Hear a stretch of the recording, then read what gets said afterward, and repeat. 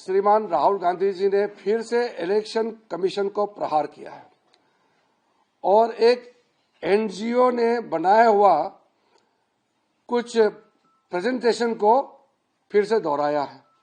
वही पुराना बात को फिर से वो दोहरा रहे हैं।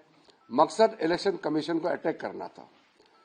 कल कांग्रेस पार्टी ने सुप्रीम कोर्ट को अटैक किया और सुप्रीम कोर्ट को क्वेश्चन किया। सुप्रीम कोर्ट के ऊपर में सवाल उठाया कि सुप्रीम कोर्ट तय नहीं कर सकता है कि कौन भारतीय है और कौन भारतीय कैसे बोलना चाहिए। अब सुप्रीम कोर्ट को नहीं मानते हैं कांग्रेस पार्टी, इलेक्शन कमीशन को नहीं मानते हैं, तो फिर क्या चीज को मानते हैं? आज जो राहुल गांधी ने कर्नाटका का एक कॉन्स्टिट्यूंसी को उठा करके जो बात रखा है, वो कर्नाटका के जो नेता है, वहां के जितना भी सीनियर लीडर है, सबका कहना है कि इतना बकवास बातें आज तक किसी सीनियर लीडर ने प्रेस में बात नहीं किया है। कोई तथ्य नहीं, कहां से उठा करके बिना मतलब से प्रेस कॉन्फ्रेंस करके रख देते हैं। हमको मालूम है वो नकली प्रेजेंटेशन किसने बनाया है, लेकिन मैं इस छोटे छोटे हर मुद्दे पे अभी नहीं जाऊंगा। मैं सिर्फ इतना कहना चाहता हूं कि इलेक्शन कमीशन, चुनाव आयोग, सुप्रीम कोर्ट, इनको बार बार अटैक करना, प्रहार करना, ये सही नहीं है।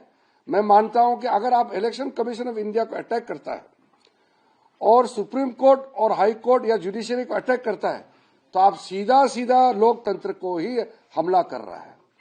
तो मैं राहुल गांधी जी और विपक्ष को कहना चाहता हूं कि कोई स्पेशल इंटेंसिव रिव्यू का नाम लेकर के पार्लियामेंट को डिस्टर्ब करके गुमराह करने का कोशिश ना करें।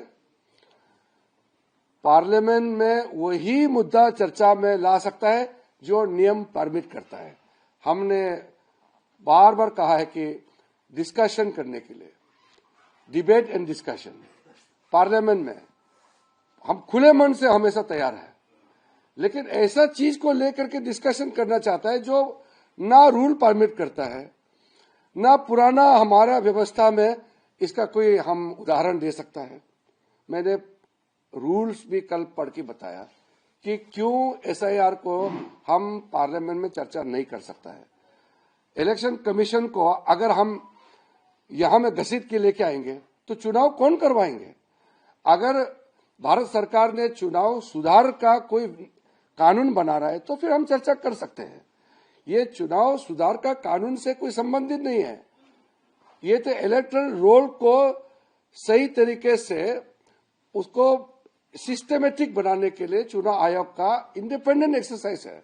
उसको कैसे हम चर्चा कर सकते हैं पार्लियामेंट में? तो राहुल गांधी जी का बात को आप लोग सीरियस में मत लाइए। उनके पीछे जो एनजीओ बार बार उसको धक्का मार के बुलवा रहे हैं और वो बोल देते हैं, लेकिन खुद को समझ में नहीं आ रहा है कि इससे नुकसान कितना होगा। अब चुनाव आयोग और सुप्रीम कोर्ट को आराम से आप एलिगेशन लगाते हो, अटैक करते हो, इसका अंजाम ठीक नहीं होगा। हमारा देश का लोकतंत्र का हमला करना ये ठीक बात नहीं है।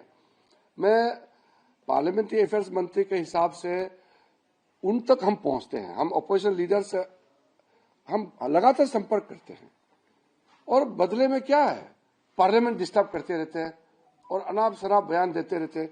सुबह सुबह पूरा वो तकिया लेकर के बैनर बना करके बाहर में खड़ा हो जाता है, अंदर लेके आता है। इतना मेंबर्स लोग क्वेश्चन पूछने के लिए, कई मेंबर्स ऑफ पार्लियामेंट है, बहुत सीरियस, बहुत हार्ड वर्किंग एमपीज है जो काम करना चाहते हैं, अपना कॉन्स्टिट्यूंसी का सवाल को यहाँ पूछना चाहते हैं और अपना बात रखना चाहता है। ये कांग्रेस और कुछ लोगों ने डिस्टर्ब करके सबका टाइम बर्बाद कर दिया है और फर्दर ऐसा नहीं करने के लिए मैं अनुरोध करता हूँ। धन्यवाद।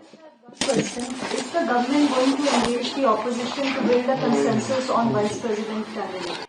See, today the NDA parliamentary party floor leaders have authorized Honorable Prime Minister and Nadda ji to take forward the process of conducting the election through identifying a person as candidate. Whatever process Prime Minister suggests, the NDA party will do. There are certain conventions. If the opposition party comes and discuss with us, we will always discuss with them. But this is a constitutional process which we have to do it.